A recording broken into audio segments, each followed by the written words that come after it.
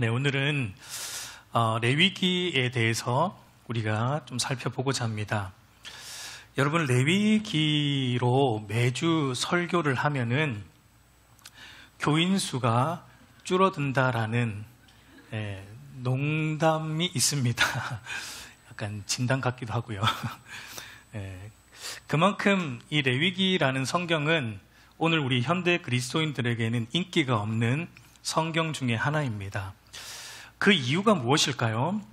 그러니까 레위기는 아마 여러분들도 다 읽어보셔서 알겠지만 우리가 이해하기 좀 어려운 제사법, 정결법, 절기법 와 같은 각종 율법 조문들로 가득 차 있기 때문입니다. 창세기나 출애굽기나 민수기, 여호수아 해서 에스라, 느헤미야, 에스더까지 이런 역사서들은 우리가 사실 읽을 때 그래도 좀 재미가 있고 또 흥미가 있잖아요. 왜냐하면 이게 역사적인 내러티브잖아요. 히스토리컬 내러티브이기 때문에, 그러니까 역사적인 이야기이기 때문에 나름 읽을 때 재미가 있습니다. 물론 우리가 그 각 구절들이 담고 있는 어떤 깊은 영적인 의미나 신학적인 의미들까지 우리가 읽는 것만으로 다 이해되거나 그러진 않지만 어쨌든 그 내용의 흐름 자체는 역사적인 스토리이기 때문에 그래도 재미와 흥미가 있지만, 레위기 같은 성경은 우리의 흥미를 끌만한 어떤 그런 역사적 스토리가 레위기 안에는 거의 없습니다. 딱 두 군데 나옵니다. 하나는 레위기 10장에 보면 대제사장 아론의 두 아들이죠. 나답과 아비후가 하나님이 명하지 않은 다른 불, 그러니까 하나님이 말씀하신 대로 안 하고 자기들이 하고 싶은 대로 제사 드리다가 어떻게 되죠? 죽게 됩니다. 심판으로, 하나님의 진노하심으로 그 자리에서 즉사하게 되는 제사장 아론의 두 아들이 죽는 사건, 스토리죠. 스토리가 나옵니다. 그리고 다른 하나는 레위기 24장에도 보면 어머니는 이스라엘 사람이고 아버지는 애굽 사람인 혼혈인이 한 명 나옵니다. 근데 그가 하나님의 이름을 모독해요. 그 어떻게 될까요? 하나님의 이름을 모독했으니까 당연히 그도 죽게 됩니다. 죽는 스토리가 두 번 나옵니다. 레위기 안에는 스토리가 나오긴 나오는데 둘 다 죽는 스토리입니다. 그러니까 여러분, 이 두 이야기를 제외하면 레위기의 모든 내용은 어떤 내용이냐면, 앞에도 말했지만 제사법, 제사 어떻게 드려야 되고, 정결법, 우리가 일상생활에서 부정하게 되었을 때 어떻게 다시 정결하게 되는가, 절차, 절기법, 율법 조문들에 대한 내용들이기 때문에 읽기가 하여튼 쉽지가 않을 뿐더러 이해하기도 쉽지 않습니다. 여러분, 예를 들어서 두 개의 책이 있다고 해볼게요. 하나는 대한민국 역사에 대한 책이고 다른 하나는 대한민국 헌법에 대한 책입니다. 둘 중에 한 권만 선택해서 읽으십시오. 그러면 여러분들 어떤 책 읽겠습니까? 당연히 물론 또 개중에 또 이상한 분들이 있어요. 헌법책 좋아하시는 분들이 개중에 또 있어가지고 법책 보는 분들도 있긴 한데 대체로는 여러분 역사책 보겠죠. 그게 재미가 있잖아요.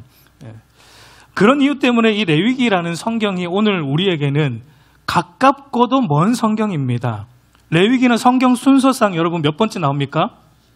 세 번째 나오잖아요. 창세기, 출애굽기, 레위기. 굉장히 가까운 성경입니다, 우리에게. 근데 실질적으로 거의 읽혀지지 않기 때문에 먼 성경이기도 합니다. 그러나 여러분, 재밌는 건 뭐냐면 유대인들 같은 경우에는 어린이들에게 가장 먼저 읽게 하는 성경이 어디일까요? 레위기입니다. 어떻게 하셨죠? 제 설교 원고를 보고 있는 것처럼. 유대인들은 어린아이들에게 가장 먼저 읽게 하는 성경이 레위기라고 해요. 물론 이제 유대인들이 느끼는 이 율법의 중요성과 오늘 저와 여러분이 느끼는 율법의 중요성은 아무래도 다르겠죠. 그렇기 때문에 이 율법 조문에 대한 설명서, 이 레위기가 유대인들에게는 그만큼 중요하기 때문에 어린아이들에게, 이제 어린아이들이 글을 읽기 시작하면 어린아이들에게 가장 먼저 읽히는 성경이 레위기라고 합니다. 그만큼 중요하다라는 겁니다. 근데 사실 오늘 우리에게도 그렇습니다. 이 레위기라는 성경은 굉장히 중요합니다. 여러분, 모세가 쓴 5권의 성경을 모세오경이라고 하고 창세기부터 신명기까지 이 5권 모세오경이잖아요. 모세오경을 보면 가장 중앙에 있는 성경은 레위기입니다. 그러니까 모세오경의 서론이 창세기라면 모세오경의 결론은 신명기죠. 그러면 모세오경의 핵심은 바로 그 중앙에 있는 레위기가 바로 모세오경 전체의 핵심적인 내용이다라고 볼 수 있습니다. 여러분, 레위기는 출애굽한 이스라엘 백성들이 시내산에 있을 때, 우리가 출애굽기 보면서 다뤘잖아요. 출애굽하여 3개월 동안 광야의 여정을 거쳐 시내산에 도착하고 시내산에서 한 1년 가까이 머물게 되는데, 레위기는 바로 그때 1년 가까이 머물게 되면서 하나님께서 모세를 통해 주신 제사법, 정결법, 절기법 등 각종 율법 조문들, 그 내용을 정리해 놓은 책이 바로 레위기 성경입니다. 그래서 레위기의 모든 내용이 끝나는 마지막 절에 이렇게 말합니다. 레위기 27장 34절 같이 읽어보겠습니다. 이것은 여호와께서 시내산에서 이스라엘 자손을 위하여 모세에게 명령하신 계명이니라. 그러니까 레위기서를 마치면서 뭐라고 말하냐면, 이 모든 내용은 여호와께서 시내산에서 이스라엘 자손을 위하여 모세에게 명령한 계명들을 정리해 놓은 게 바로 레위기다라고 말하고 있습니다. 우리가 지난 시간 보았지만 출애굽기 19장부터 40장까지 거기가 이제 시내산에서의 이스라엘 백성의 내용인데, 언약을 맺었고 율법을 주었고 성막을 짓게 하고 성막이 완공됨으로 하나님의 임재가 가득하게 되는 것으로 출애굽기가 끝이 났습니다.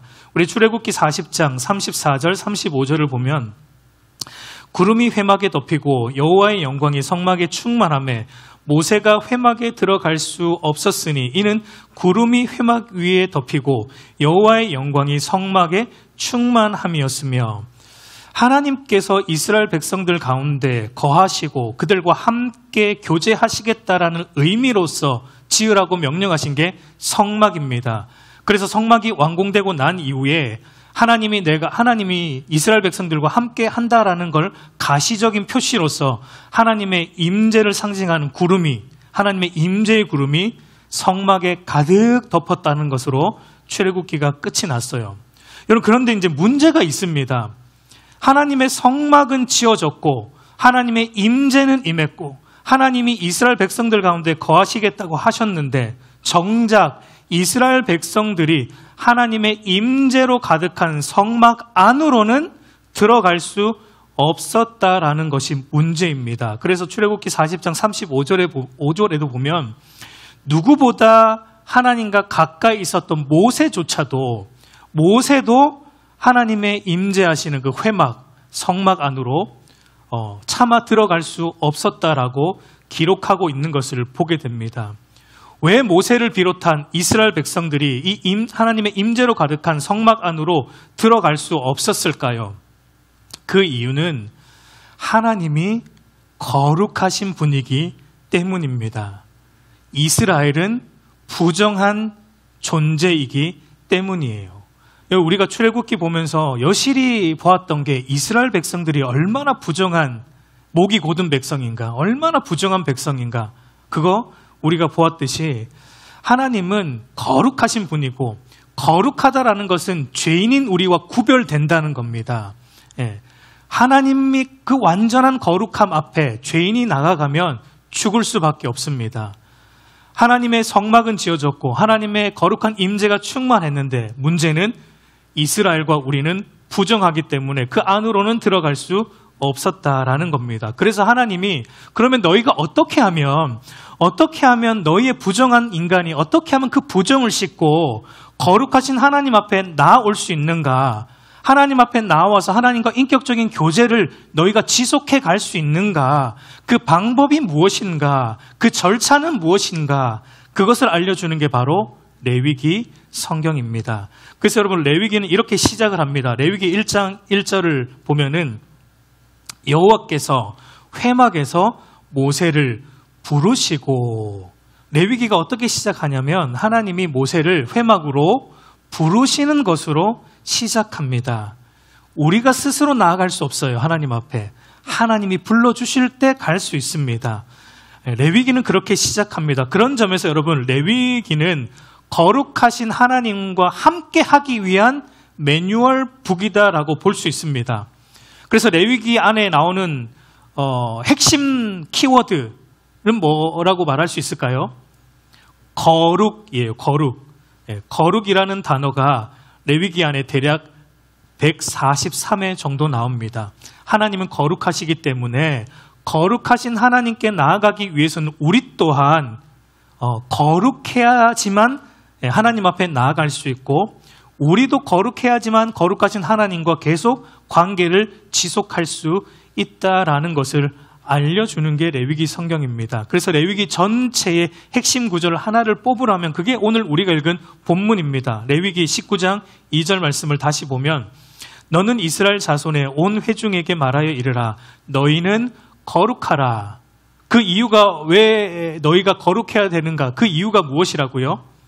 이는 나 여호와 너희 하나님이 거룩하기 때문이다. 너희를 구속하였고 너희를 구원하여 내 소유 삼은 하나님이 거룩한 분이기 때문에 너희도 거룩해야 된다라는 것을 말하고 있습니다. 그래서 레위기의 이제 전체적인 구조를 이제 한번 보면은, 여러분 레위기는 총 27장으로 되어 있습니다. 그리고 레위기 이 총 27장을 크게 보면 두 부분으로, 다양한 방법이 있는데요. 저는 그냥 크게 두 부분으로 나누어서 조금 간략하게 설명을 하도록 할게요.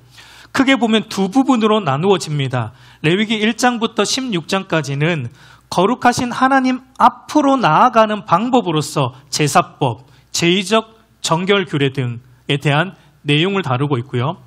레위기 이제 17장부터 27장까지는 하나님 앞에서 거룩하게 살아가는 방법으로서 모든 삶의 영역에서 우리가 어떻게 구별되어서 살아야 되는지 삶의 규례들, 거룩한 삶의 규례들에 대해 다루고 있는 내용입니다. 그러니까 이 구조를 볼 때 여러분 레위기의 핵심 주제를 한 문장으로 정리하면 오늘 이제 설교 제목인 거룩한 예배와 거룩한 삶이다라고 말할 수 있습니다. 거룩하신 하나님과 죄인인 우리가 어떻게 함께 할 수 있는가? 거룩한 예배를 통해서, 그리고 거룩한 삶을 통해서 우리는 하나님과 함께 할 수 있다라는 것입니다. 그러나 여러분, 또 우리가 이 레위기 속에서 놓치지 말아야 될 것, 레위기뿐만 아니라 모든 성경을 읽을 때마다 우리가 놓치지 않아야 되는 것은, 우리로 하여금 거룩한 예배와 거룩한 삶을 가능하게 하는 것은 레위기에 나오는 제사법, 정결규례, 절기법, 여러 의식들, 규례들이 나오는데 그 모든 규례들의 궁극적으로 예표하는 분이 누구라는 겁니까? 예수 그리스도시다라는 걸 놓치지 않고 레위기를 봐야 됩니다. 모든 성경이 마찬가지예요.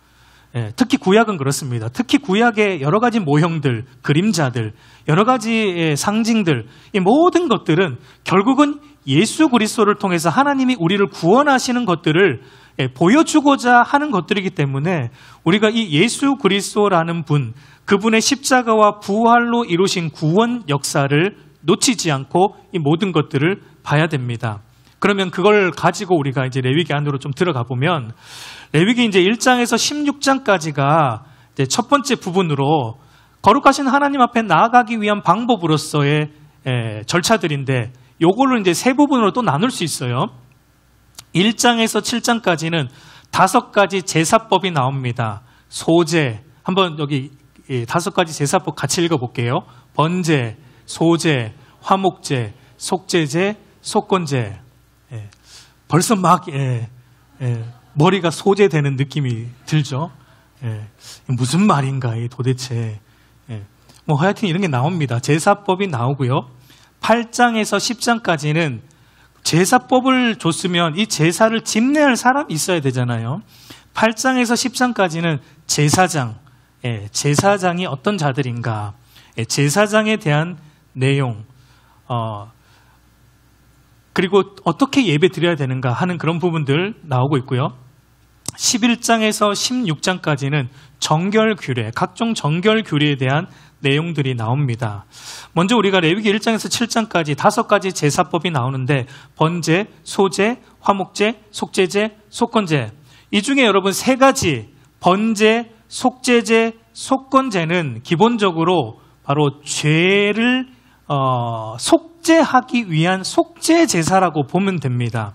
요 세 가지는 죄를 속죄하기 위한 속죄 제사라고 보면 되고, 나머지 두 개, 소제와 화목제는 속죄함을 받고 나서 하나님과 화목한 관계가 되었다는 것에 대해서 감사로 드리는 감사 제사라고 보면 됩니다. 그리고 소제를 제외한 나머지 모든 제사들의 특징이 뭐냐면 희생 제물이 있어야 한다라는 거죠. 제사에는 희생 제물이 있어야 돼요.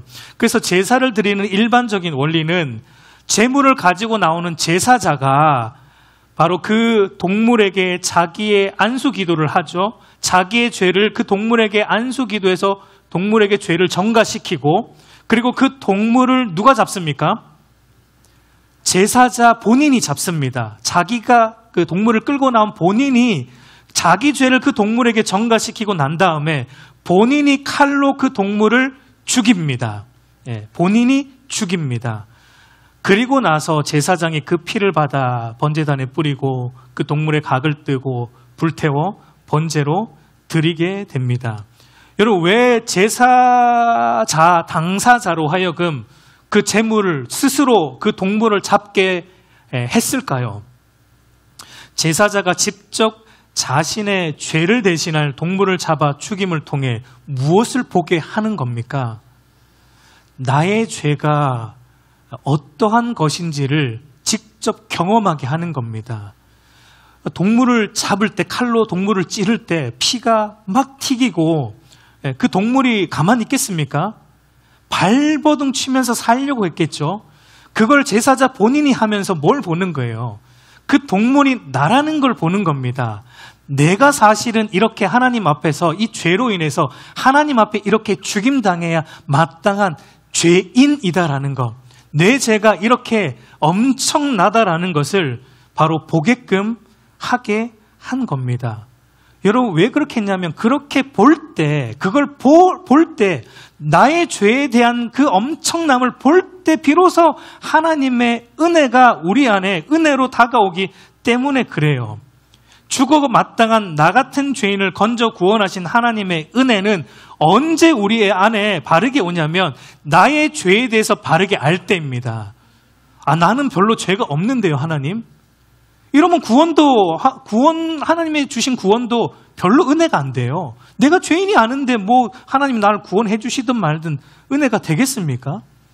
내가 죽어 마땅한 죄인임을 아는 만큼 우리는 하나님의 구원의 은혜에 감격할 수 있는 겁니다. 그래서 여러분, 사도 바울은 그런 의미에서 로마서 5장 20절을 보면 이런 말을 했습니다. 죄가 더한 곳에 은혜가 더욱 넘쳤다. 여러분, 이 말은 죄가 더한 곳에 은혜가 더욱 넘쳤다. 그러니까 죄가 많으면 은혜가 넘친다. 그러니까 우리가 죄를 더 짓자. 죄를 많이 지어야지 은혜도 넘치니까 우리가 나가서 이제 오늘부터 죄를 더 짓고 살자. 은혜를 더하기 위해서. 그런 말이 여러분 아닙니다. 사도 바울이 하는 말은 나의 죄에 대해서 깊이 깨닫는 만큼, 내 죄가 얼마나 추악한지를 아는 만큼 하나님의 은혜도 커지는 겁니다. 더해지는 거예요. 여러분, 그래서 하나님이 기뻐하는 제사, 하나님이 기뻐 받으시는 예배는 어떤 예배일까요? 나 같은 죄인 살리신이라는 나 자신의 죄에 대한 애통하는 마음과 깨어지고 상한 마음으로 주님 앞에 나올 때 그 예배를 하나님이 기뻐 받아주시는 겁니다. 다윗도 이렇게 말하죠. 시편 51편 17절을 보면 하나님께서 구하시는 제사는 상한 심령이라 하나님이여 상하고 통회하는 마음을 주께서 멸시하지 아니하시리이다 라고 말합니다. 그러니까 우리의 죄에 대해서 주님 앞에 나올 때마다 우리의 죄에 대해서 애통해하고 상한 심령으로 하나님 앞에 나오는 자의 예배를 하나님은 기뻐 받아주시고, 여러분, 그렇게 나오는 자가 누구만을 의지할 수 있게 돼요. 나의 죄의 추악함, 그 말은 나는 소망이 없다는 얘기예요. 내 안에는 어떤 소망이 없다는 얘기입니다. 그걸 알고 주님 앞에 나올 때 누구를 의지하게 됩니까? 나의 죄를 위해 십자가에 대신 달려 죽으신 예수 그리스도만이 나의 소망이고, 나를 죄로부터 건져 나의 죄를 도말하시는 분이고, 그리스도를, 그런 자가 참으로 의지하게 되는 것입니다. 그러니까 여러분, 이 레위기 1장에서 7장까지 나오는 5가지 제사, 이 5가지 제사가 궁극적으로 가리키는 바도 우리의 죄를 대신 짊어지시고 십자가에 달려 죽으심으로 우리의 모든 죄를 사하여 주신 참 희생 제물이 되신 예수 그리스도, 그분을 보여주는 거죠. 그분의 대속 사역을 이 제사법이 담아내고 있는 겁니다. 그리고 그 다음에 레위기 8장부터 10장까지 제사장에 대한 내용입니다. 여러분, 제사장은 거룩하신 하나님과 부정한 이스라엘 백성들 사이에서 중보자적 역할을 하는 자들이죠. 그러니까 하나님 편에서는 이스라엘 백성들의 대표가 되어서 이들의 죄를 가지고 하나님 앞에 나아가 제사를 드림으로 백성들의 죄를 사함을 받아주게 하는 중보자적 역할을 했고, 이스라엘 백성 편에서는 하나님의 대변자가 되어서 하나님의 말씀을 전달하고 가르쳐 주어서 말씀대로 살아가도록 하는 율법 교사의 역할을 감당했다라고 볼 수 있습니다. 여러분, 이것도 궁극적으로 누구를 가리킵니까? 하나님과 저와 여러분 사이에 유일한 중보자 되신 예수 그리스도, 그분의 중보 사역을 제사장 사역이 우리에게 가리키고 있는 것입니다. 디모데전서 2장 5절 말씀 한번 같이 보겠습니다. 하나님은 한 분이시오. 또 하나님과 사람 사이에 제사장 사역도 바로 우리의 중보자가 되신 예수님을 가리키고 있다는 것을 보여주고 있고, 그 다음에 레위기 11장부터 16장까지 정결 규례들이 대한 내용들이 나옵니다. 가장 핵심적인, 요 섹션에서 가장 핵심적인 장은 16장이라고 말할 수 있습니다. 여러분, 16장은 무슨 내용이냐면 대속죄일에 대한 내용이에요. 대속죄일. 대속죄일은 여러분 어떤 날이죠? 대제사장이 1년에 한 번 지성소에 들어가는 날인데, 온 이스라엘 백성들의 죄를 위한 속죄 제사를 드리는 날이 대속죄일입니다. 근데 여러분, 레위기 16장 나중에 한번 읽어보세요. 레위기 16장의 이 대속죄일에 아주 특이한 것은 뭐냐면, 제물을 순염소 2를 준비하는데 제비를 뽑아서 하나는 하나님께 이스라엘 백성들의 죄를 위한 속죄 제사로 하나는 바치고, 하나는 아사셀을 위하여, 아사셀 염소라고 하는데 아사셀을 위하여 광야로 내보내는 용도로 사용한다라는 점이 특이합니다. 그러니까 피를 흘리고 제물로 바쳐지는 한 염소는 이스라엘의 죄를 대신하여 죽는다는 것을 상징한다면, 이스라엘의 모든 죄를 짊어지고 광야로 내보내지는 이 아사셀 염소는 이스라엘 백성들의 모든 죄가 어떻게 되었다는 걸 상징적으로 보여주는 거죠. 이스라엘 백성들의 모든 죄가 동에서 서에서 먼 것 같이, 동이 서에서 먼 것 같이 죄가 사라졌다라는 것을 바로 이 염소가 상징적으로 보여주는 겁니다. 그래서 세례 요한은 예수님을 이렇게 표현했어요. 요한복음 1장 29절을 보면, 이튿날 요한이 예수께서 자기에게 나아오심을 보고 이르되, 보라, 세상 죄를 지고 가는 하나님의 어린 양이로다. 이 표현은 정확하게 대속죄일에 있었던 아사셀 염소를 비유한 표현입니다. 예수님이 우리의 모든 죄를 지고 광야로 나가 죽게 되는, 우리의 죄를 멀리 하시는, 우리의 죄를 동이 서에서 먼 것 같게 하시는 바로 대속죄일의 아사셀 염소이다라는 것을 의미하는 것입니다. 그리고 여러분, 재밌는 것은 아사셀 염소가 우리의 모든 불의를, 이스라엘의 모든 불의를 짊어지고 광야로 보내지는데 어떤 것으로 보내졌다라고 성경이 기록하고 있습니까? 우리 레위기 16장 22절 말씀 한번 같이 읽어보겠습니다. 염소가 그들의 모든 불의를 지고 접근하기 어려운 땅에 이르거든 그는 그 염소를 광야에 놓을지니라. 그 염소를 광야로 보내는데 어디로 보내라고요? 접근하기 어려운 땅에 보내라고 이르거든이라고 말하는 것을 보게 돼요. 접근하기 어려운 땅이 어디였을까요? 정확하게 성경이 어디다라고 말하고 있지 않기 때문에 우리가 알 수는 없지만, 성경이 이러한 표현을 골라 썼다라는 게 우리가 조금 깊이 생각해 볼 필요가 있어요. 이것은 여러분, 구원받은 신자가 이제 죄에 대해 어떤 태도를 견지해야 하는지를 말해주고 있다라고 볼 수 있습니다. 예수님의 대속 사역으로, 속죄 사역으로 죄 용서받은 신자, 그리스도인은 죄를 어떻게 해야 된다라고 말하고 있습니까? 접근하기 어려운 땅으로 보냈습니다. 그러니까 죄를 어떻게 하라는 겁니까? 접근하지 말라는 겁니다. 이제 죄 용서함을 받은, 그리스도 안에서 죄 용서함을 받은 그리스도인은 이제 다시는 죄에는 접근하지 말라는 의미예요. 죄로부터 멀리 떠나보낸 존재이기 때문에 죄로부터 접근해서는 안 된다.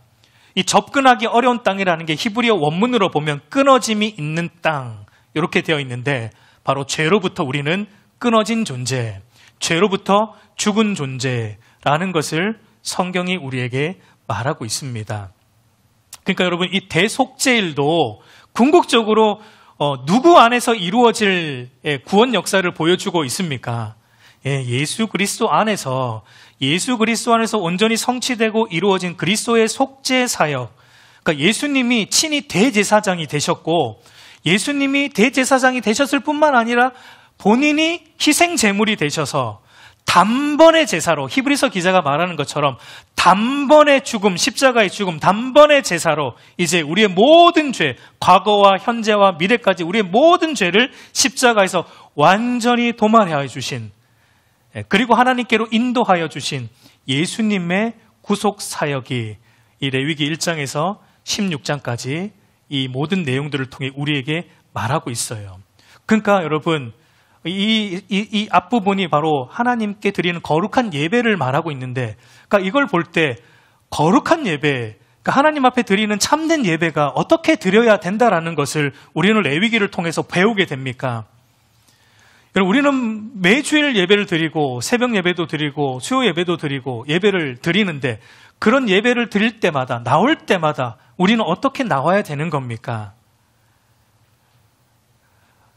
우리는 여러분, 내가 마치 죽는 재물처럼 나의 죄에 대해서 깨어지고 상하고 애통해하는 마음으로 하나님 앞에 매 순간 나와야 돼요. 그리고 그리스도의 대속의 공로, 나의 죄를 덮으시는 그리스도의 대속의 공로만을 의지함으로, 그리스도만을 붙드는 마음으로 하나님 앞에 나와서 예배를 드려야 됩니다. 여러분, 이게 우리에게 이제 너무 식상하게 들리는 말처럼 들립니까? 절대 그렇지 않습니다. 여러분, 이것은요, 저와 여러분이 죽을 때까지 우리 안에서 살아 역사해야 되는 하나님의 일하심입니다. 그래서 사도 바울은 이렇게 말합니다. 참된 예배가 어떤 건가? 로마서 12장 1절 말씀 한번 같이 읽어볼게요. 그러므로 형제들아,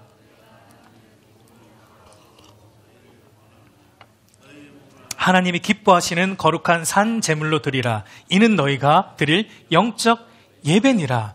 너희가 드릴 영적 예배, 너희가 드릴 합당한 예배, 너희가 드려야 될 참된 예배는 뭐냐?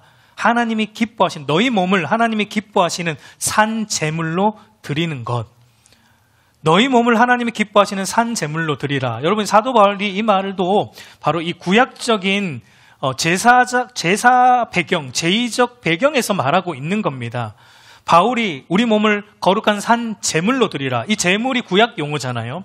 드리라는 것도 제물로 바치는 그런 의미인 것으로 우리가 볼 수 있습니다. 그러니까 사도 바울이 말하는 것이 뭐냐면, 우리가 이제 산 제물로 하나님 앞에 나아가야 된다는 겁니다. 우리가 매 예배 때마다 어떻게 나와야 되냐면, 살아있는 제물로 나와야 된다는 거예요.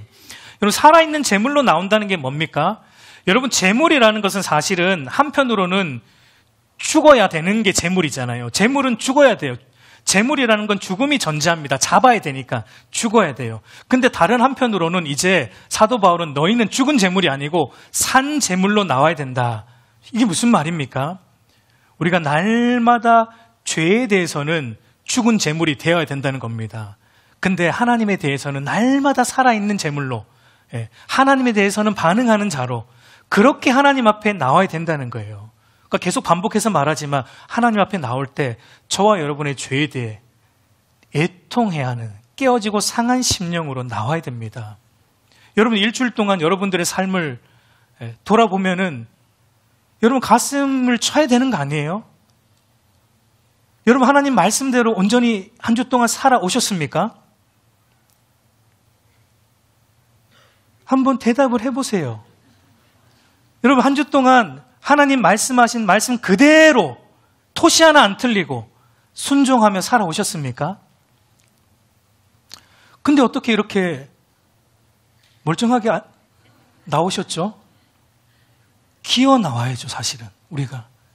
우리 죄 때문에, 나의 죄를 볼 때, 예수 그리스도가 나의 죄 때문에 돌아가셨는데, 그런데도 또 죄 가운데 거하고 있는 이 나의 죄를 볼 때, 어이없지 않습니까?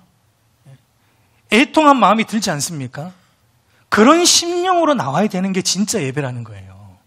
근데 여러분, 오늘날 그렇게 나오는 자들이 오늘날 교회 안에 얼마나 될까요?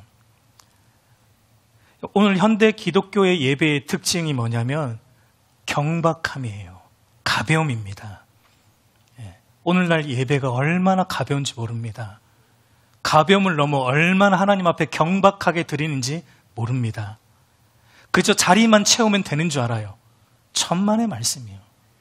자리만 채우면 그게 예배가 아니에요. 우리의 죄에 대한 깨어지고 상한 마음으로 나오지 않는다. 그건 하나님이 기뻐 받으시는 예배가 아니라는 겁니다. 나의 죄에 대해서 정말 절절하게 회개하는 심령으로, 가슴을 찢는 마음으로, 애통해하는 심령으로, 죄에 대해서 죽어야 하는 심정으로 나와서 예수 그리스도만을 붙드는 예배, 그런 예배가 하나님이 기뻐 받으시는 거룩한 예배라는 거예요. 이 레위기 서두는 바로 그걸 말하고 있는 거예요. 너희는 그렇게 나와야 된다. 너희는 그렇게 하나님을 예배하는 이제 하나님의 백성이다라고 말합니다. 저와 여러분 안에 그런 진실한 예배가 회복되기를 간절히 소망합니다. 정말 하나님에 대한 경외심이 우리 안에 회복되기를 소망합니다. 소망합니다. 여러분, 레위기 이제 두 번째 섹션 17장부터 27장까지는 하나님 앞에서 이제 그렇게 거룩한 예배를 드렸으면 이제 우리는 예배에 합당한 삶을 살아가야 되는데, 우리가 이제 일상생활에서 살아가는 삶 속에서 어떻게 거룩한 백성으로 살아갈 것인가, 너희는 세상과 어떻게 구별되어 살아갈 것인가, 삶의 규례들이 나오는 내용입니다. 핵심은 오늘 우리가 읽었던 레위기 19장 2절이죠. 너희는 거룩하라. 이는 나 여호와 너희 하나님이 거룩함이니라. 하나님의 백성은 모든 삶의 영역에서 구별되어야 된다. 거룩해야 된다라는 것을 말하고 있습니다. 구별되어야 돼요. 섞이면 안 되고 구별되어야 돼요. 근데 여러분, 구별되려면 기준이 있어야 돼요. 어디가 섞이지 않아야 될 그 기준이 있어야 돼요. 기준이 무엇입니까? 하나님 말씀입니다. 하나님의 말씀이 구별됨의 기준입니다. 그래서 여러분, 레위기의 결론인 마지막 두 장이 이렇게 이제 정리합니다. 26장, 레위기 마지막 결론 부분은 26장, 27장 두 장이 이제 마지막 결론인데, 26장을 보면은 하나님의 율법을 순종하면 너희가 복받고, 율법을 불순종하며 어기면 뭐 받고, 저주받고, 율법 순종에 대한 여부에 대한 축복과 저주장이 레위기 26장입니다. 그리고 레위기 27장 마지막 장은 자원함으로 하나님께 드리는 각종 서원 예물 규례가 마지막으로 나오면서 레위기가 끝이 나요. 그 중간의 내용들은 여러분 나중에 읽어보십시오. 오늘은 레위기는 한 번에 제가 끝내려고 해요. 길게 하면 여러분들 도망갈까 봐. 그러니까 여러분, 두 내용이 결론으로 서로 사실은 어떻게 보면은 매치가 안 되는 것 같아요. 26장은 율법을 지키면 복받고 안 지키면 너희가 저주받는다, 이런 내용인데, 27장은 자원함으로 너희가 하나님 앞에 드려야 될 서원 예물 드린 이런 것이다 라는 것으로 결론이 지는데, 사실 두 가지는 서로 매치가 안 됩니다. 근데 사실은 또 자세히 보면 매치가 됩니다. 율법 순종 여부에 따라 복받든지 저주받든지라는 26장으로 레위기가 끝이 난다면 우리는 마치 이렇게 생각할 수 있습니다. 구원이라는 것은 하나님의 백성이 된다는 것은 율법에 대한 순종 여부에 달린 것처럼 보입니다.